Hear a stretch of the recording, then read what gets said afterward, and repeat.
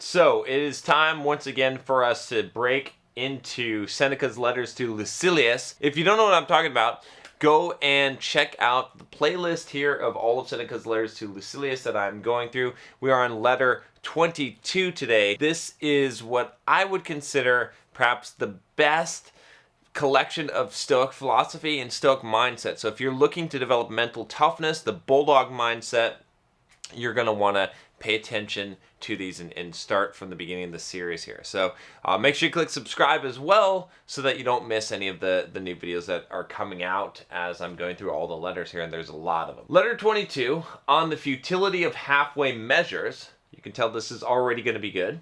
1. You understand by this time that you must withdraw yourself from those showy and depraved pursuits, but you still wish to know how this may be accomplished.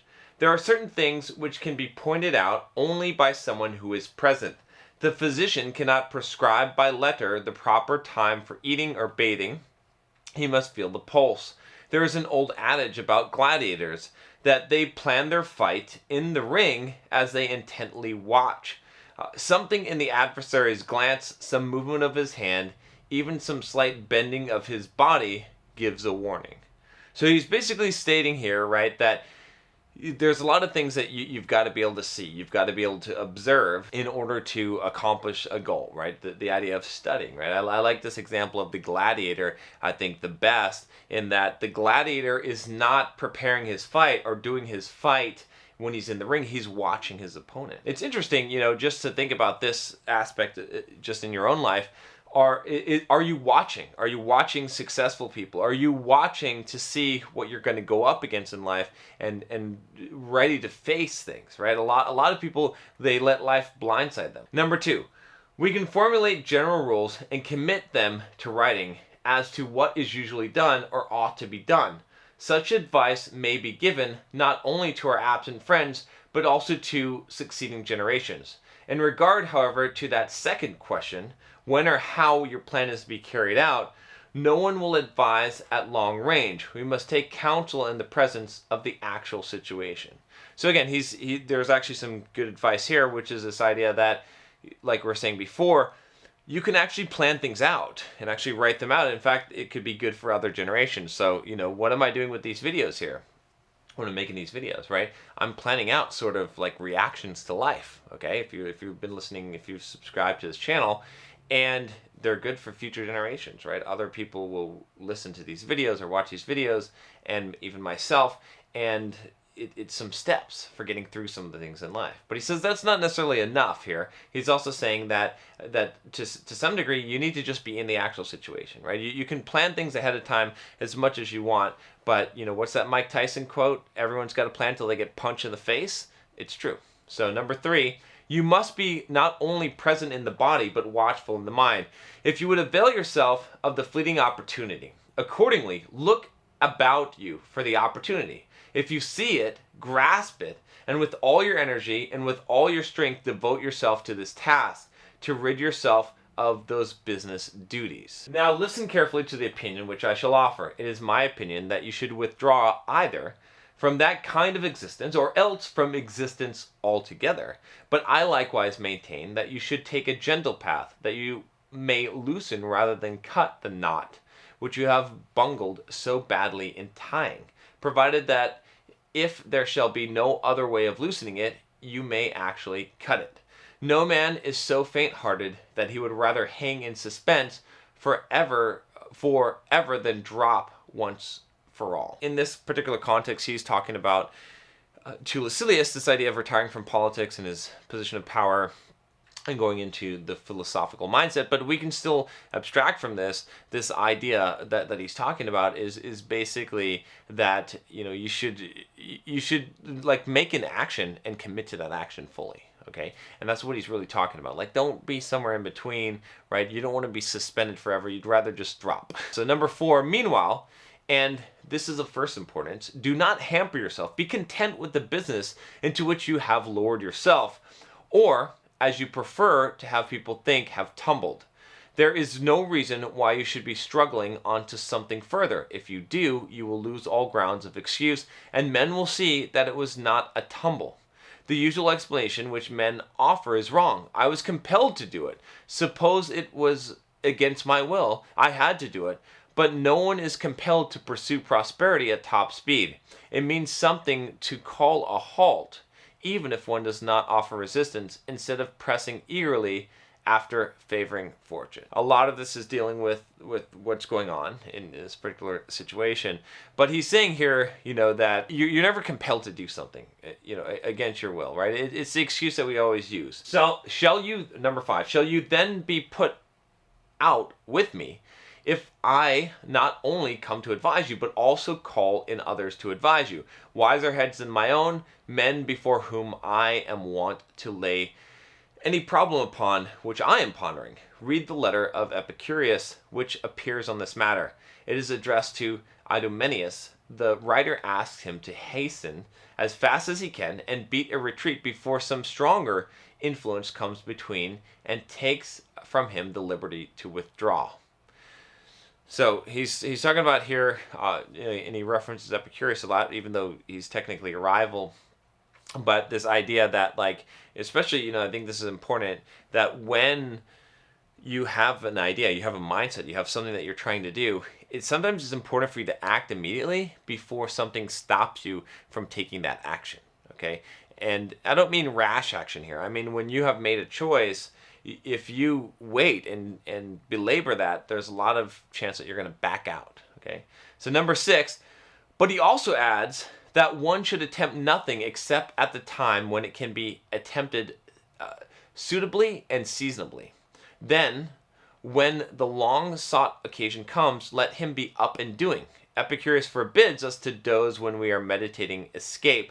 He bids us hope for a safe release from even the hardest trials, provided that we are not in too great a hurry before the time, nor too dilatory when the time arrives, right? So timing is important still, okay? But be ready. Be ready. When the time comes, be ready to do what you got to do to make that escape. Number 7.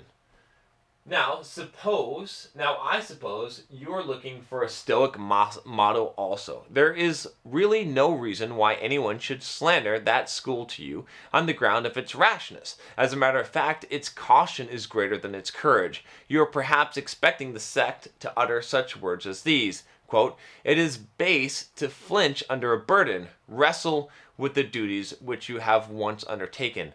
No man is brave and earnest if he avoids danger, if his spirit does not grow with the very difficulty of his task." What we're after, okay, in the struggle, in the fight, is the spirit, the growth of the spirit, right? That's the whole idea of the Stoic philosophy, is that we want to grow the thing that cannot be taken from us, right? That is permanent, that affects everything else, which is, you could say, it's your spirit, your character, right? Your perseverance, your mental toughness, your bulldog fucking mindset. So you have to wrestle with the duties which you've gone under, right? It's not brave, it's not earnest to avoid danger if your spirit's not growing. The whole point is that the difficulty of the task is causing you growth, right? That's why we do things. It's not just to get the result. Number 8, words like these will indeed be spoken to you, if only your perseverance shall have an object that is worthwhile, if only you will not have to do or to suffer anything unworthy of a good man. Besides, a good man will not waste himself upon mean and discreditable work, or be busy merely for the sake of being busy. Neither will he, as you imagine, become so involved in ambitious schemes that he will have continually to endure their ebb and flow. Nay, when he sees the dangers, uncertainties, and hazards in which he was formerly tossed about, he will withdraw, not turning his back to the foe, but falling back little by little to a safe position. When you've got bad things in your life, things that you're trying to get away from, it's not that you necessarily just turn your back on those things. It's like you're withdrawing slowly. Like, you're not going to get back into that again. You're not going to get involved in that again, right? You're going to you're not going to waste yourself on busy work. You're not going to waste yourself on stuff that that doesn't have meaning. That's not purpose. That these ambitious schemes that you had. And said you're gonna watch yourself. You're gonna watch your back, and you're gonna back out of that situation slowly rather than making rash decisions. Again, right? Because a lot of times when we make those rash decisions and we're not thinking about what we're doing and we're not calculating why we're doing the actions that we do, we just fall right back into them. Number 9. From business, however, my dear Lucilius, it is easy to escape if only you will despise the rewards of business. We are held back and kept from escaping by thoughts like these. Quote, what then? Shall I leave behind me these great prospects? Shall I depart at the very time of harvest? Shall I have no slaves at my side, no retinue for my litter, no crowd in my reception room? Hence, men leave such advantages as these with reluctance. They love the reward of their hardships, but curse the hardships themselves. He's trying to convince someone who's really ambitious and successful to withdraw. Some of you need to do the opposite. Some of you need to actually become ambitious and successful. But despite that, he's saying that, and you could apply this to more than just business, right? It's easy to escape whatever that thing is. In this case, he says business, if only you'll despise the rewards of business, right? So if you don't value the rewards for the thing that you're getting, then you can break that addiction, break that habit, right? It's hard to leave some things, right, that you've invested time in, right? He's saying, shall I leave behind these great prospects? Shall I depart at the very time of harvest? And you're always going to have that decision whenever you're like changing courses.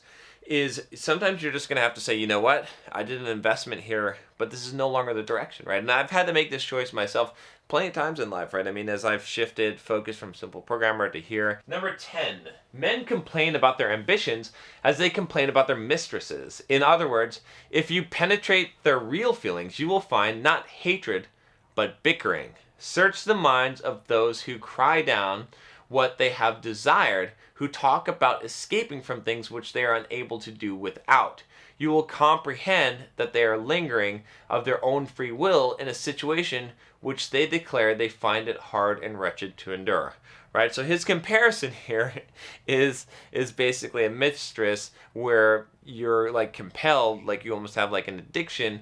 You know it's not good. You complain about it, but you keep on going back to it, like a dog going to his own vomit, right? You've heard of these kind of phrases before, but it's the same thing here, right? They complain about their ambitions. It's like, if I didn't have to, right? And it's like, well, you don't have to. It's by your own free will. And so my personal philosophy on it is like either embrace it, right? And this is kind of what we're talking about here, and fully commit and embrace it, or turn away from it. Don't bitch about what you're choosing to do, right? You have a choice in life. You're choosing, to get up in the morning and to go to work and to do what you're doing and to spend your hours as you will, right? Not that some of that choice isn't somewhat compelled by penalties, but regardless, you have that choice. And so if you're going to make that choice, embrace that choice. Otherwise, make a different choice. Don't bitch. Don't complain. Number 11. It is so, my dear Lucilius, there are few men whom slavery holds fast, but there are many more who hold fast to slavery. You're not a slave. No one's compelling you, right? This is what we just talked about. No one's compelling you to do these things. You're claiming that you're a slave, but you're the one who's holding on to the slavery. You like the slavery, right? You like that. You're holding on to that because it's security, because it's something that you know. You could be free, but most men cannot handle freedom, right? And if you've ever had the test, and if you've ever had true freedom, you'll find very quickly that it's a scary place, right? We want freedom. We say we want freedom. We bitch about the slavery we're in, the job, the boss, the home, the responsibilities, all these things, but we don't actually want the freedom. We like the slavery. We're holding on to the slavery. It's not holding us. This is important to understand in life because that is the true mental freedom, to understand that you are making these choices, your responsibility. This is how we shift from the victim mindset to the bulldog mindset, to taking responsibility from the victim mindset, which is horrible, which tells us that we are a slave when we are the one who is holding on to slavery in most cases. If, however, you intend to be rid of this slavery, if freedom is genuinely pleasing in your eyes and if you seek counsel for this one purpose, that you may have the good fortune to accomplish this purpose without perpetual annoyance, how can the whole company of Stoic thinkers fail to approve your course? Zeno, Chrysippus, and their kind will give you advice that is temperate, honorable, and suitable. 12. But if you keep turning round and looking about in order to see how much you may carry away with you, and how much money you may keep to equip yourself of the life of leisure, you will never find a way out. No man can swim ashore and take his baggage with him.